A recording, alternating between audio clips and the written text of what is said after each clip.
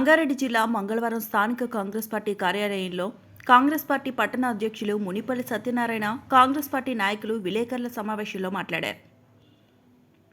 అంతేనాయా ప్లాట్లు ఎందుకు రద్దు చేయించామని కోటరంజయ్య నీకు అన్నీ తెలుసు కదా, అనుభవజ్ఞుడు కదా.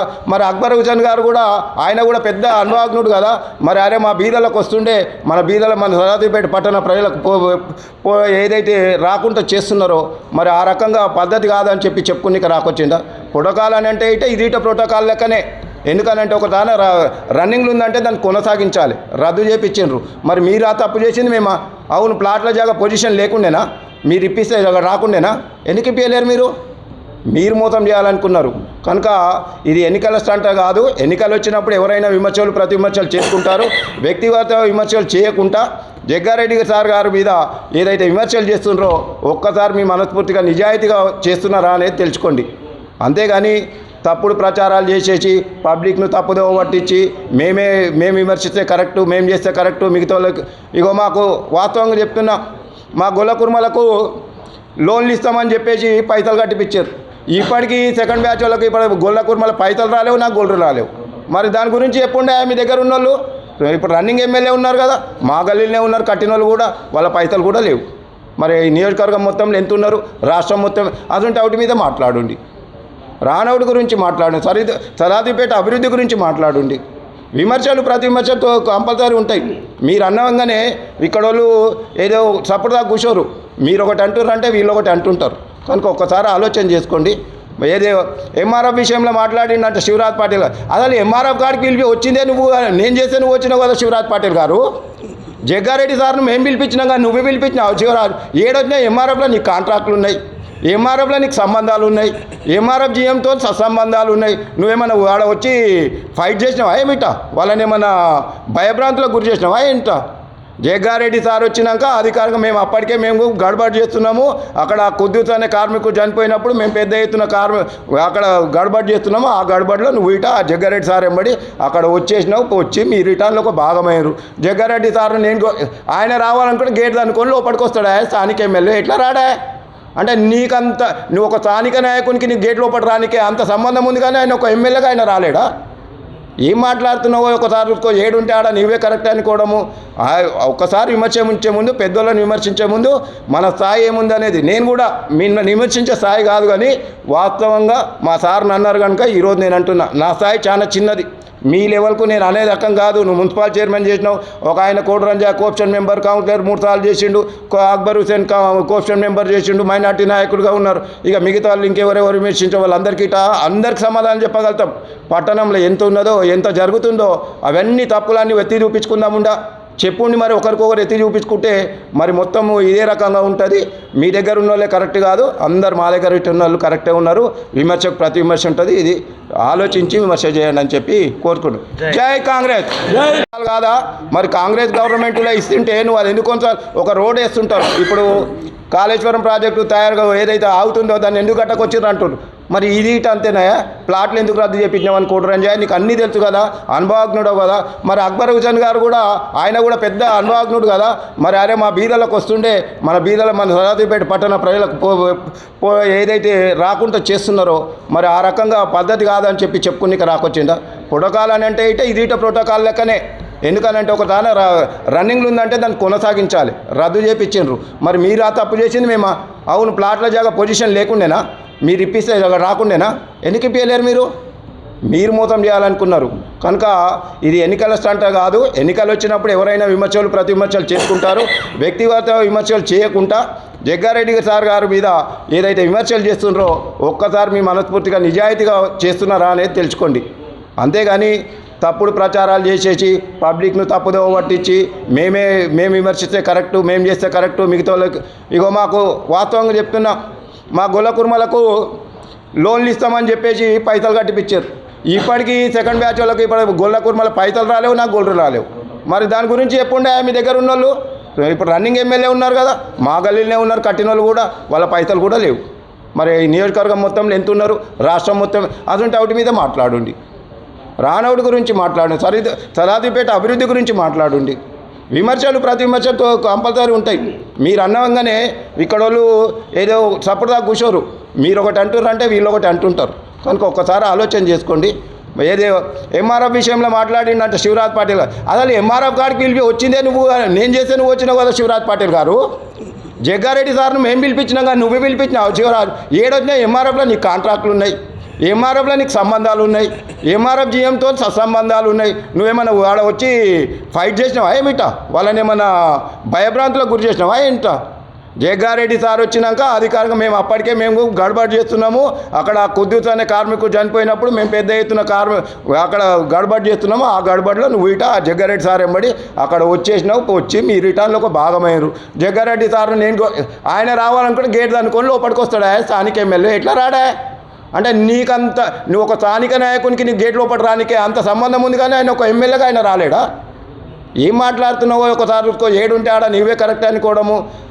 ఒక్కసారి విమర్శించే ముందు, పెద్దోళ్ళని విమర్శించే ముందు మన స్థాయి ఏముంది అనేది, నేను కూడా విమర్శించే స్థాయి కాదు, కానీ వాస్తవంగా మా సార్ని అన్నారు కనుక ఈరోజు నేను అంటున్నా నా స్థాయి చాలా చిన్నది.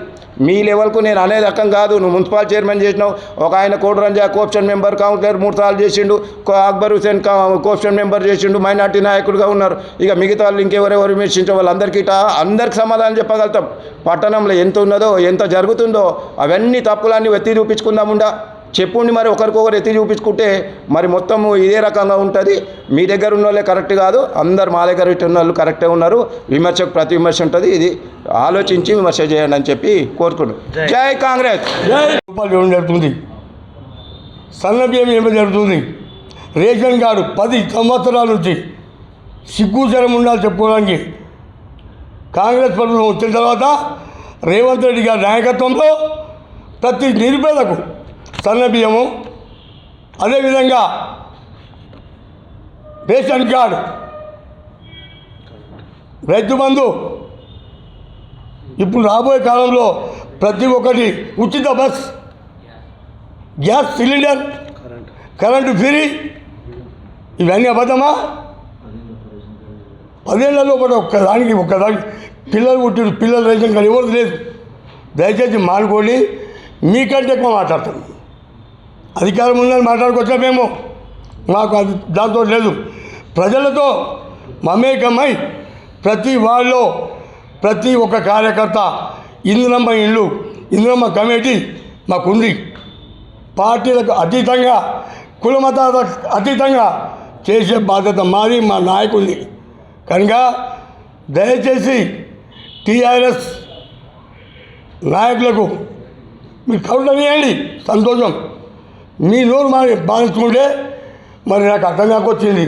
చింత ప్రభాకరు, ఏ పెద్ద మనిషి మా నాయకుడు శివరాజ్ పాటిల్, మరి కేటీఆర్ ఉత్తరకిరి మీద నాకు అనిపిస్తున్నది. మరి చింత ప్రభాకర్ అంటాడు స్వచ్ఛమైన తెలుగు మాట్లాడుతాడు ఆయన. మరి ఈ మధ్య తప్పుతున్నాడు. నేను చెప్పాను, నాకు ఎవరు మా తమ్ముడు ఎవరు శివరాజ్ పాటిల్ పోయేటప్పుడు తిట్టుకుంటూ వస్తున్నాడ. అరే సిగ్గు ఉండాలి నీకు. ఆడ 2-3 మహిళలు వేసిర్రు. అన్నా నువ్వు మాకు పట్టా సర్టిఫికెట్ ఇచ్చినావు, నా మొగడు సంతోషంగా ఉంటే మేము సంతోషపడ్డాము. కానీ ఆడు ప్రభాకర్ వచ్చిండు, చింత ప్రభాకరు, వాడు వచ్చి మేము రద్దు చేసే వరకు నా మొగడు చచ్చిపోయాడు, వాడు చేయి పడిపోయింది. ప్రజలు చెప్పిండు మేము కన్నా ఆయన. మళ్ళీ మా సార్ చెప్పిండు, అమ్మ నీకు దండం పెడతా, నీ కాలు మొక్క సాఫీ ఆయనకు మంచిగా కోరుకుందాం మనము, నేను మీకు ఇప్పిస్తాను చెప్పండి. ఇంతేమా తప్పు చూసి మాట్లాడండి అంతే. మేము దానికి సిద్ధంగా ఉన్నాం. ప్రజలకు తలవస్తాం, జవాబు చెప్తాం, మా బాధ్యత. అందు గురించి మీడియా సోదరులకి నేను చెప్పేది ఒకటే, మేము ప్రతి కార్యకర్తకు సదాశివపేట పట్టణ చిన్న పెద్ద ప్రతి ఒక్కరికి నమస్కరిస్తూ మాకు ఆశీర్వదించండి, మీ ముందు నడిపించండి. మేము తప్పకుండా పట్టణ ప్రజలకు ఏం అవసరం ఉందో తప్పకుండా మేము మా పెద్దతో చెప్పి చేయడానికి సిద్ధంగా ఉన్నామని చెప్పేసి మనవి చేస్తూ ముగిస్తున్నాం. జై కాంగ్రెస్, జై కాంగ్రెస్.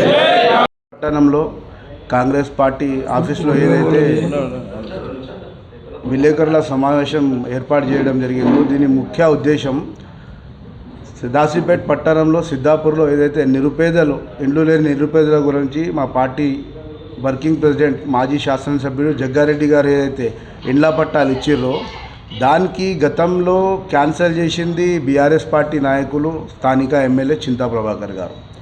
ఈరోజు ఏదో మేము మభ్యపెడుతున్నాం పేద ప్రజలకు అనేది చెప్తారో దీన్ని తీవ్రంగా ఖండిస్తూ ఖచ్చితంగా రాబోయే 2 నుంచి 3 నెలల్లో అందరు నిరుపేద ప్రజలకు పట్టా సర్టిఫికెట్లు ఇచ్చి వాళ్లకు ఇందిరమ్మ లబ్ధిదారుల కింద ఖచ్చితంగా పైసలు కూడా సాంక్షన్ చేయడం జరుగుతుంది.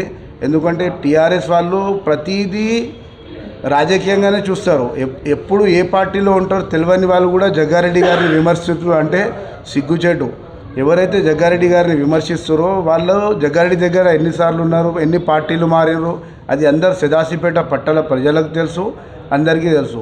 ఖచ్చితంగా పట్టాలు ఇవ్వడం జరుగుతుంది. నిరుపేద ప్రజలకు అక్కడ ఇల్లు కట్టడానికి కూడా వాళ్ళకు ఆర్థికంగా సహకరించడం జరుగుతుంది.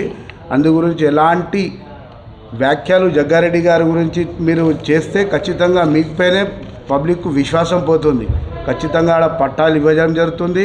ఇల్లు కట్టుకోవడానికి కూడా వాళ్ళకు ప్రభుత్వం తరఫున సహకరించడం జరుగుతుంది. మరి విషయం ఏమనగా నిన్న టీఆర్ఎస్ పార్టీ వాళ్ళు ప్రెస్ మీట్ ఇవ్వడం జరిగింది.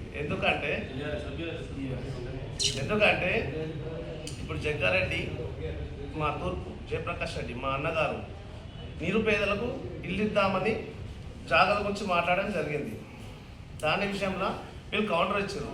గతంలో కాంగ్రెస్ వ్యక్తులు పట్టాలు అమ్ముకున్నారు అవి ఇవన్నీ. మరి అప్పుడు ఎవరు గతంలో జగ్గారెడ్డి దగ్గర 2012లో ఉన్న వ్యక్తులే మీరు, మళ్ళీ మీరే అమ్ముకొని నిందలు మంది మీద ఎందుకు వేస్తారు? అయినా ప్రజలకు పంచుకొని 5,300 పట్టాలు ఇస్తే అమ్ముకున్న వ్యక్తులు మీరు. ఇప్పుడున్న టీఆర్ఎస్ ఉన్న వాళ్ళందరూ జగ్గా నెంబడి నోలే.